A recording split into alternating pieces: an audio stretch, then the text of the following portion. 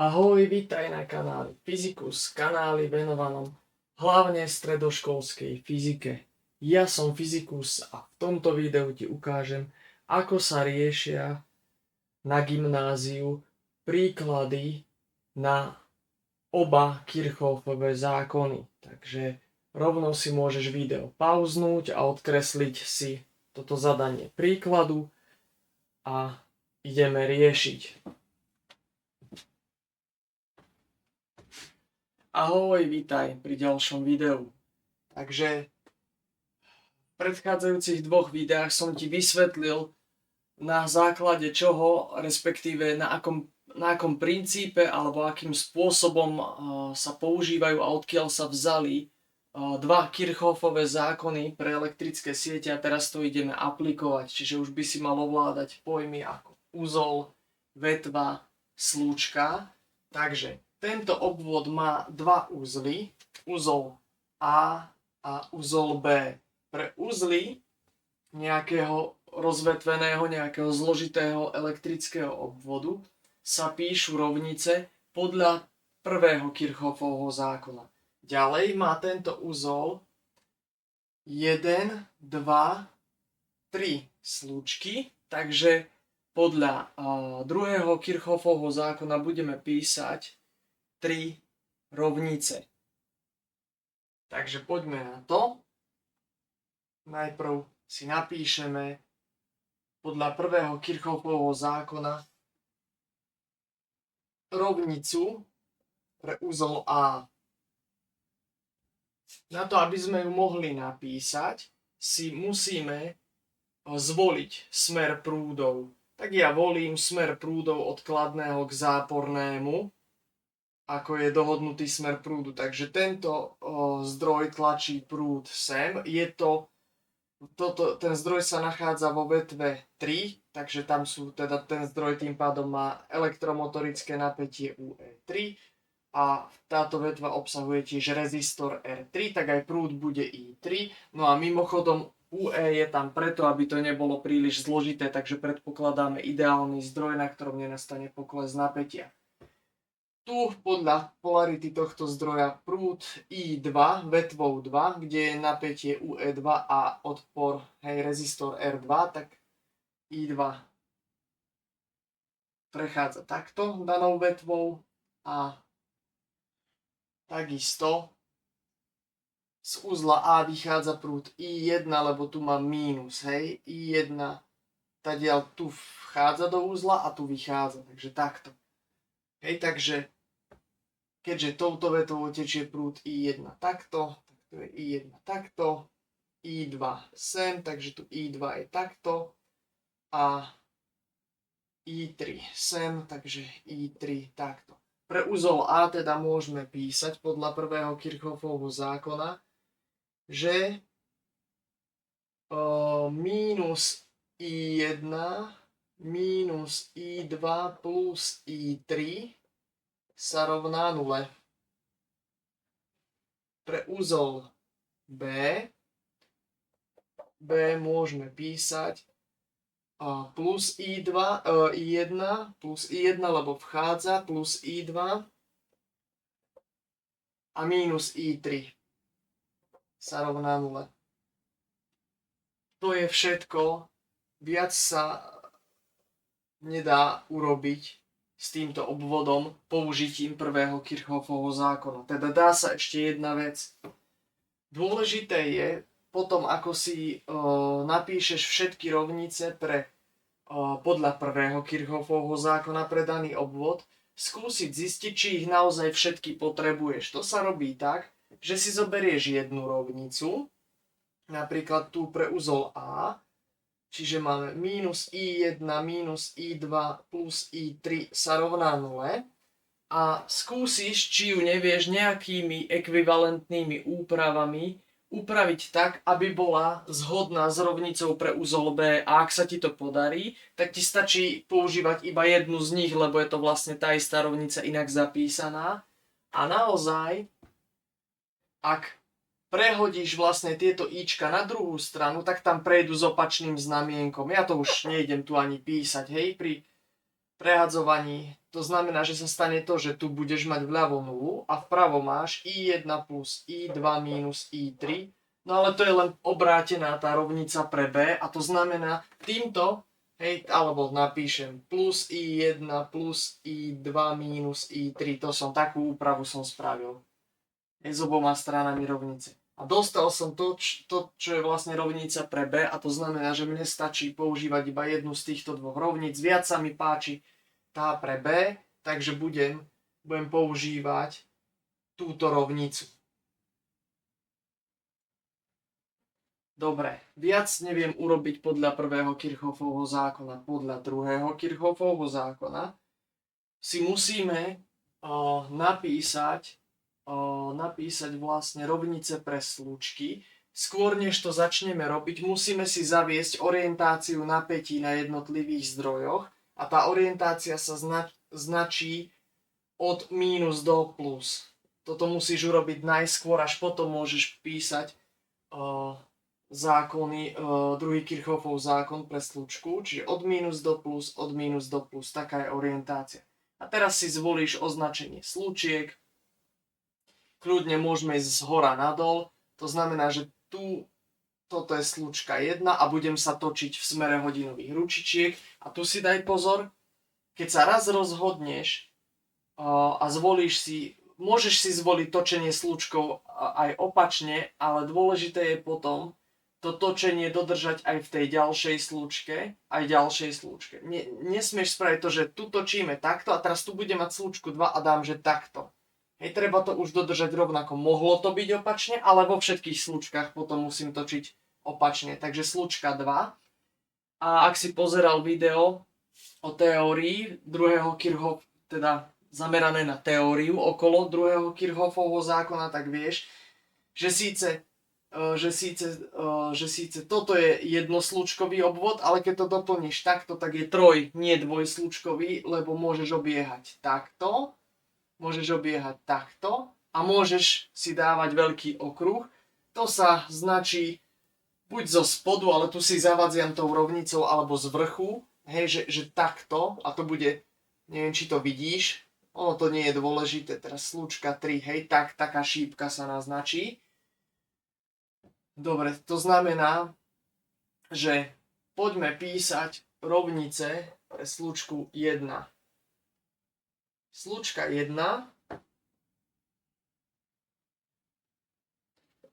Rovnica pre slučku 1 bude.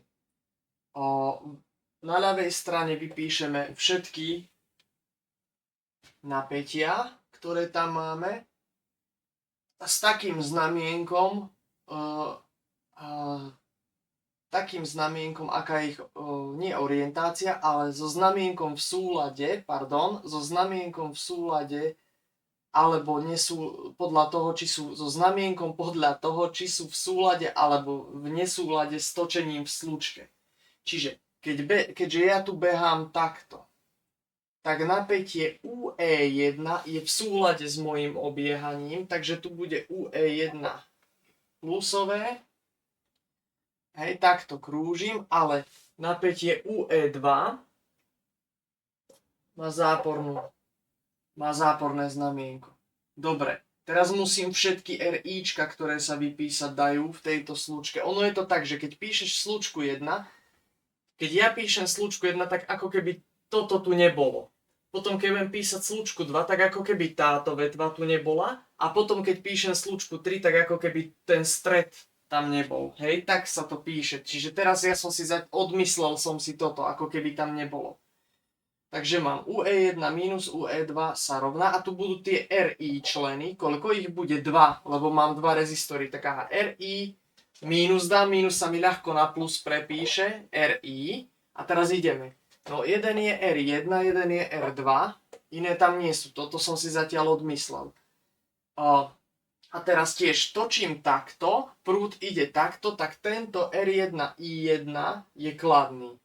Točím takto, čiže to znamená obieham takto, ale prúd R2 ide proti obiehaniu, tak to je minus R2 I2. A mám prvú slučku. Slučka 2 je táto slučka, čiže teraz ako keby som toto tu vôbec nemal. V tejto slučke je napätie UE2 a napätie UE3. Zatiaľ neviem, aké znamienka medzi to dám a budú tam samozrejme RI členy a budú dva, lebo mám, hej, UE2, UE3, preto sú tam tieto písmenká dve a R2 a R3, preto tam budú dva členy.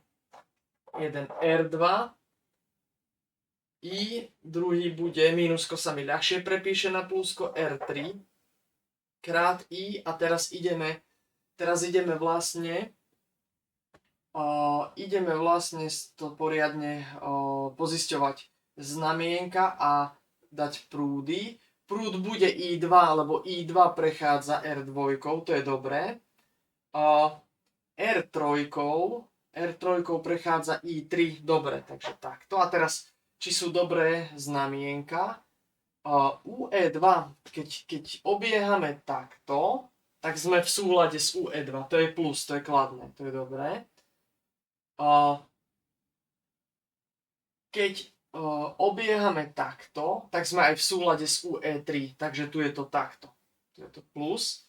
No, obiehame takto, I2, R2, to má kladné znamienko. A obiehame takto, prúd I3 tečie tam cez R3, to je kladné, takto. Hej, takže teraz to mám. No a ešte ale musím si toto odmyslieť a pre túto slučku napísať. Čiže pre slučku 3.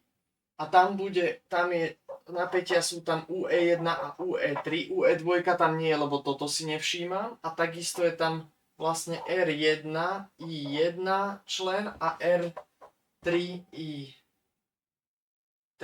člen, takto.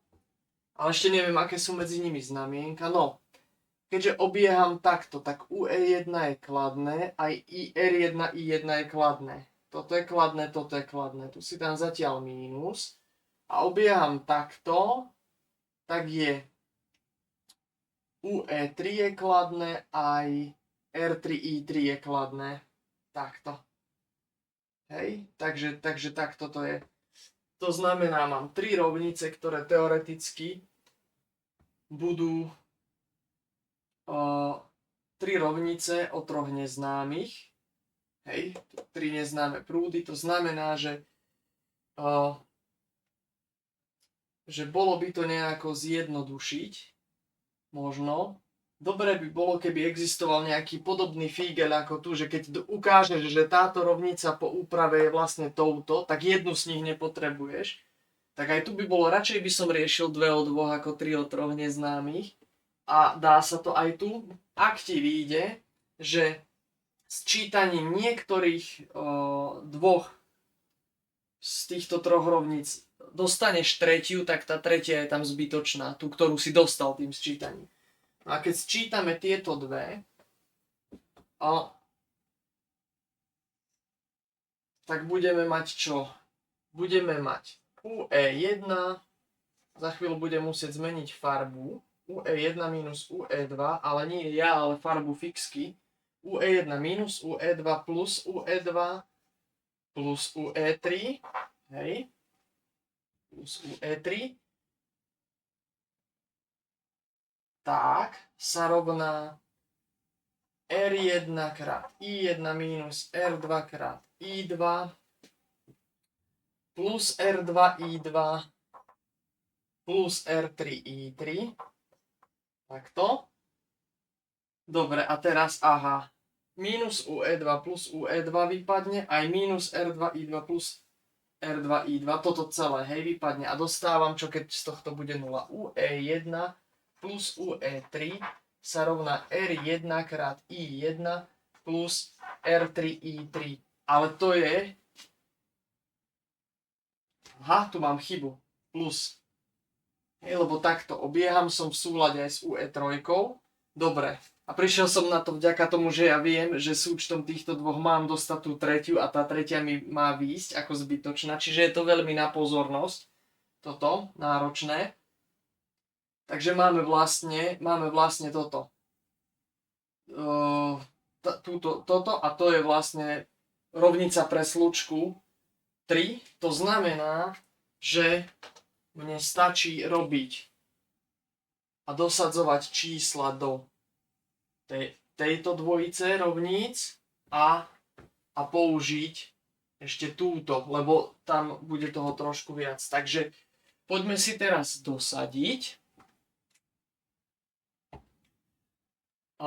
Dobre, do i1 plus i2, i3 nemá zmysel, lebo všetky sú neznáme, ale vieme dosadiť napätia aj odpory. To znamená, že píšem pre slučku 1.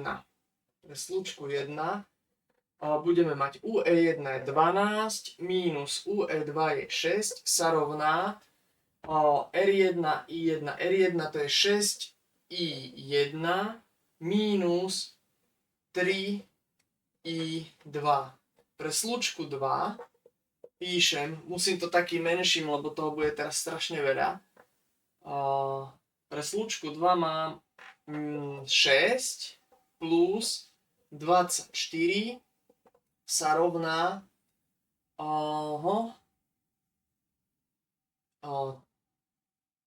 3i2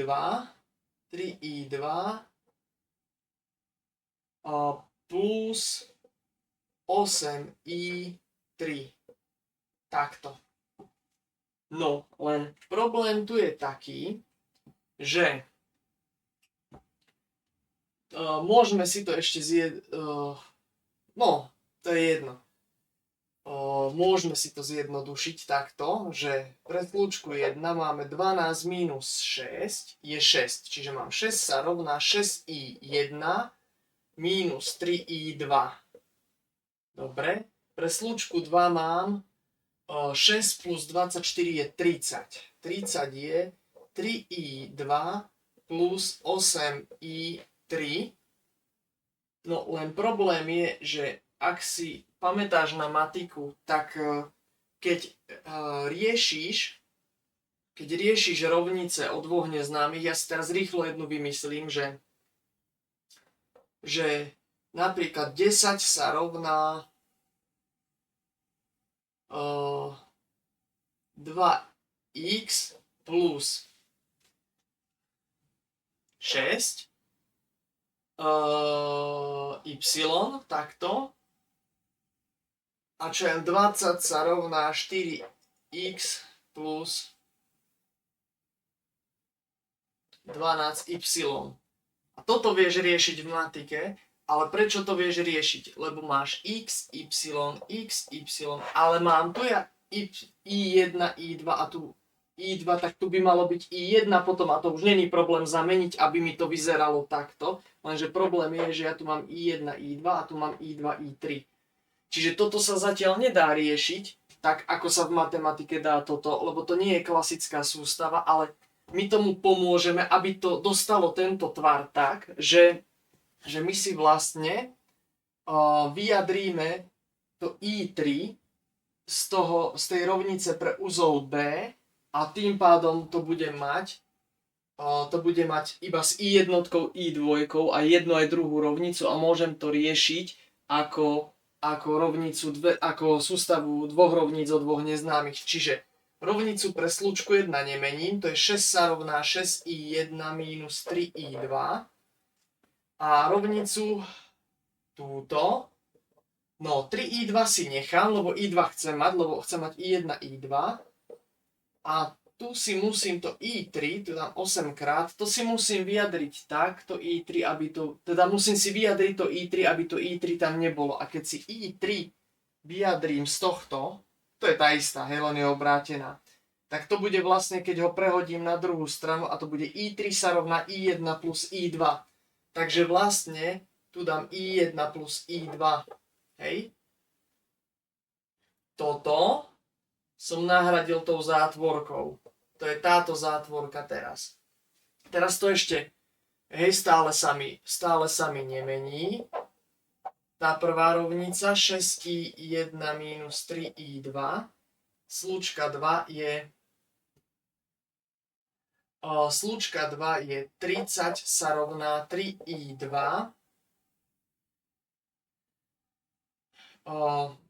plus 8i3. i1 plus 8i2.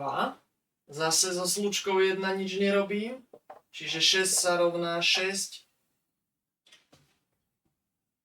i1 minus 3i2, ale slučka 2 bude 30 sa rovná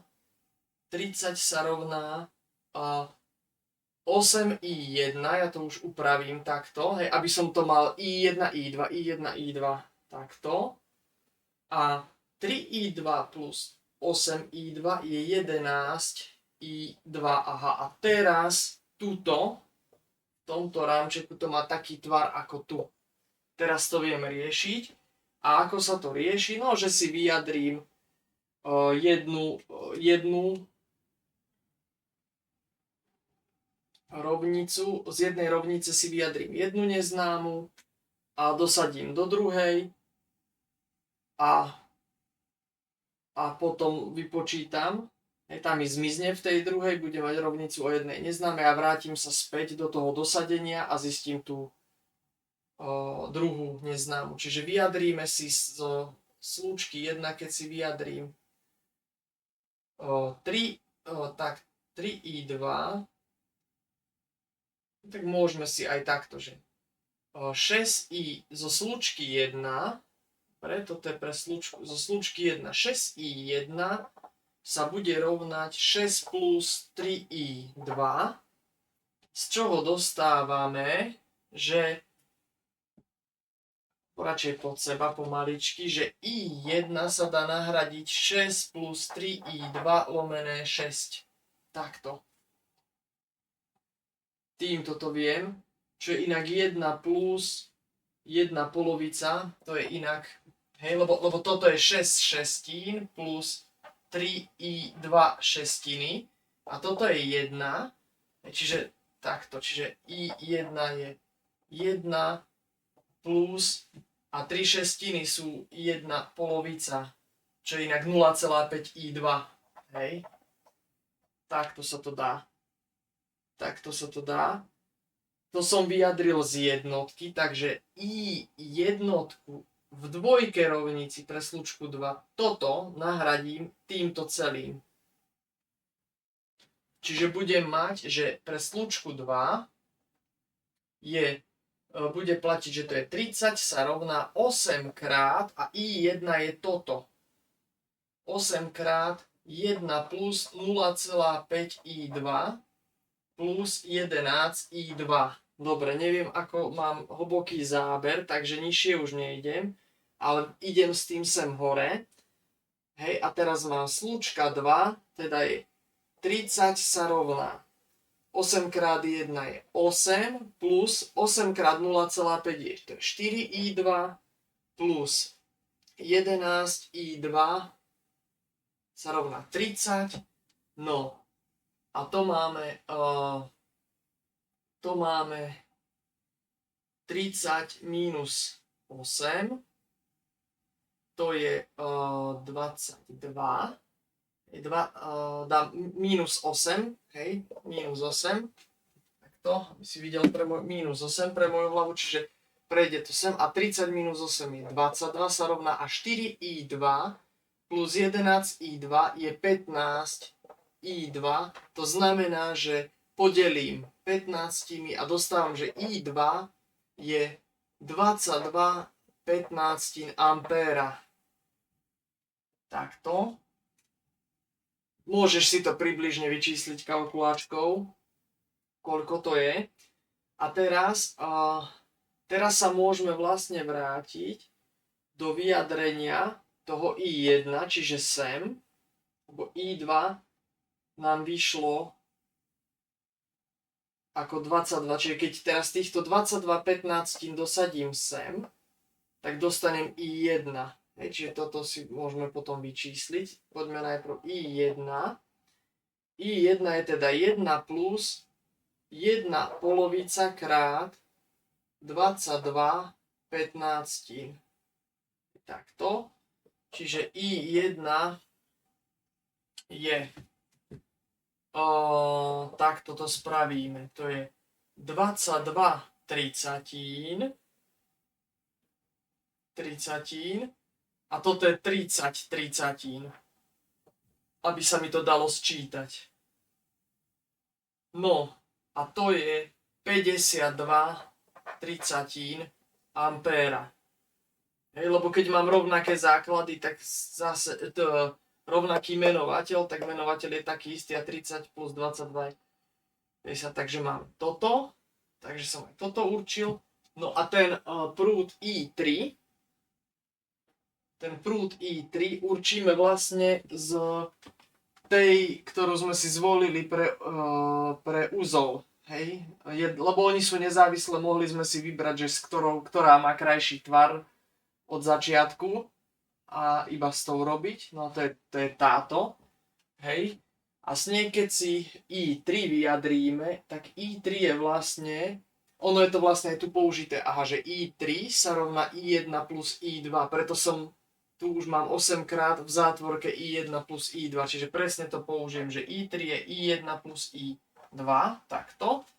A to keď dosadíme, tuto niekde to dám, tak budeme mať, že I3 je teda 52 tricatín plus 22 15.